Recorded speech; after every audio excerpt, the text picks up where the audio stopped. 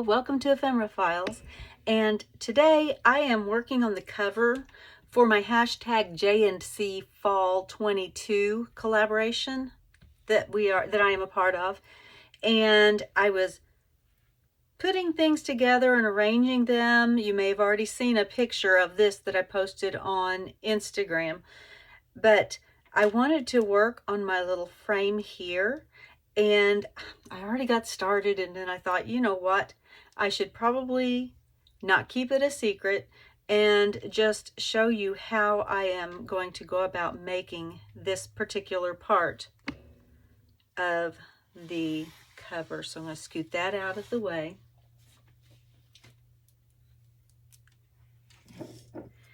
And, whoops, I don't think I'm going to need that. What I have done, I have this adhesive letter. It looks metal, it's plastic. And I have stuck it to this piece of acetate packaging. And I already started cutting it out. So I'm just going to cut around this part.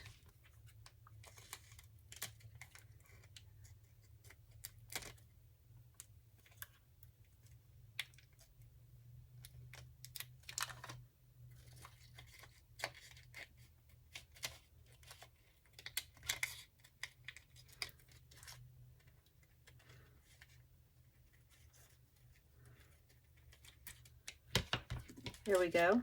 And I'll set this to the side because I can still use that piece of acetate. And you can't see it right now. Let's see, maybe if I put I don't know. You can't see that either, but it's on there. There's a piece of acetate on there.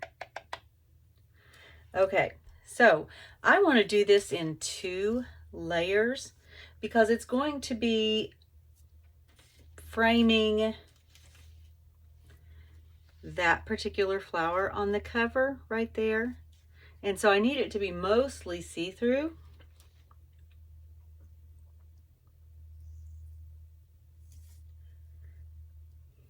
There, okay. And a couple of the things that I'm going to use, I got these in a giveaway. And I thought that they would be perfect since the name of my journal is, I think it's Autumn Gold. I think it's Autumn Gold. Okay, so if you're not a subscriber, I'm going to go ahead and get this out of the way. Please go ahead and hit that subscribe button below and give me a like. And if you want, you can comment below. Now back to the project. I always forget to say that part, so I thought I'd get it in there. I'm going to get my clippers because these are actually for making jewelry, but I just want the leaf, and that really doesn't look like a stem with the round hole on it. So I'm going to get my snippers and I'm going to snip those off. I don't know if snippers is the correct term, but it's what I'm going to use as my term. There we go. There's one. And 2, maybe. There we go. And 3.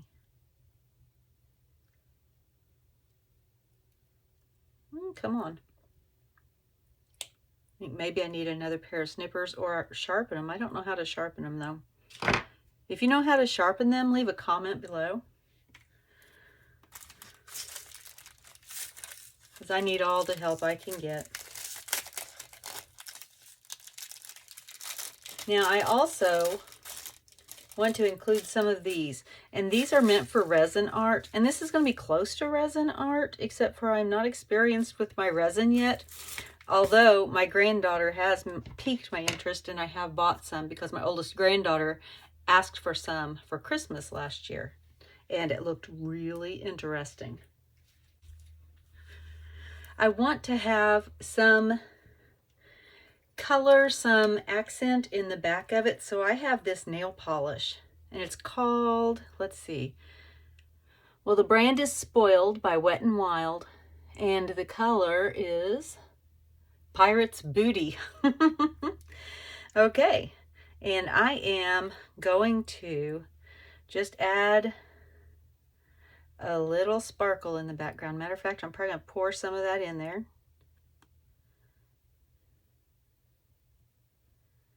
And I don't want it to be too thick because I want to be able to see the image behind just slightly. So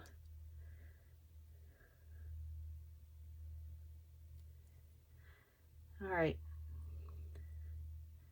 I'm going to scoot that to the edges so that I've got the center a little bit more open.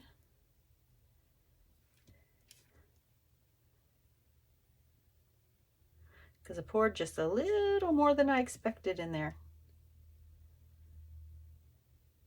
But I think it'll be okay. Most nail polishes are kind of self-settling, but I find the glitter nail polishes are not so much. They'll settle themselves a little bit, but the glitter tends to hold it in place. Okay, now I'm going to test this. Yes, you can still see that. I don't know how much of it you'll be able to see after I put all the things in though. All right, so I want to put a few of these in there. There are some colors that I think go really well.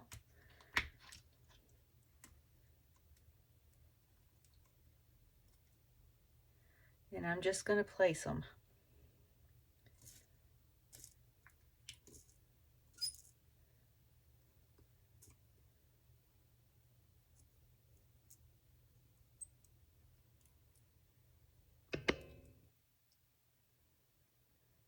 I think that's a little more blue than what I thought. I thought I saw a green. Let's see, the yellow would work.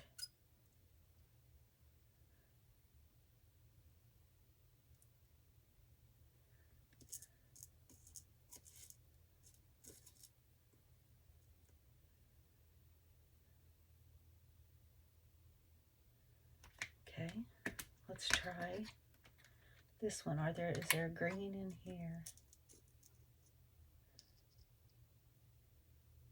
I think I've got that one upside down. I do. So it's going to have a whole lot of the glitter on the top of it, but I'm just going to leave it in there because I don't know what else to do with it after that.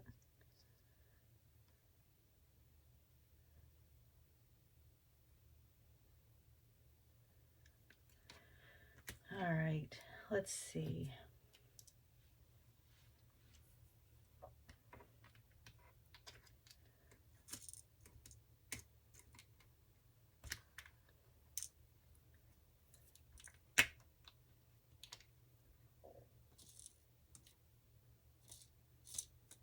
And some of them are no longer in their little encasements.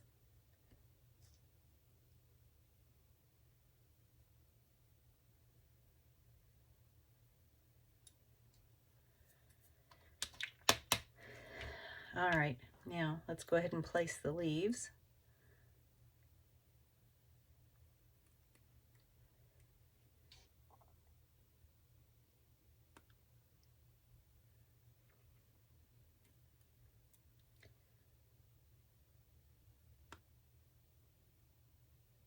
There we go. I just want to make sure that I include enough items, whoops, for it to be balanced, but that I don't overdo it. And I think, are any of these gold? Yes. So I'm going to put these little tiny ones in there. I think I need that pick stick, but I'm not sure where it is because I am trying to reorganize. So I'm going to put that one and I'm going to put another one.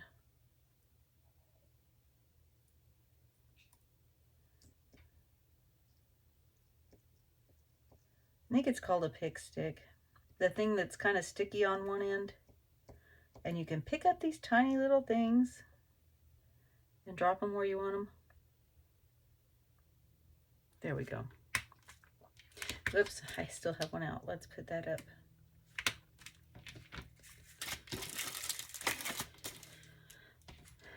Okay, so I think it's still working. It is. Alrighty. I'm not going to put a word in there or anything. It's not going to be titled. It's just going to be this.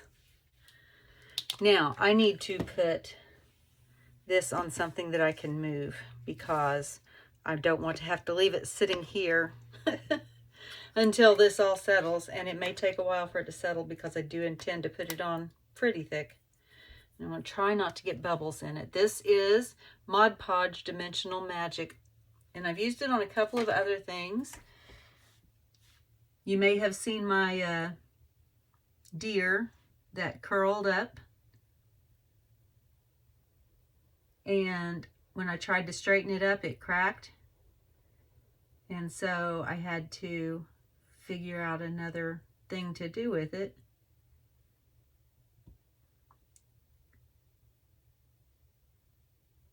I can share that video below. And this is shifting things. This may be really interesting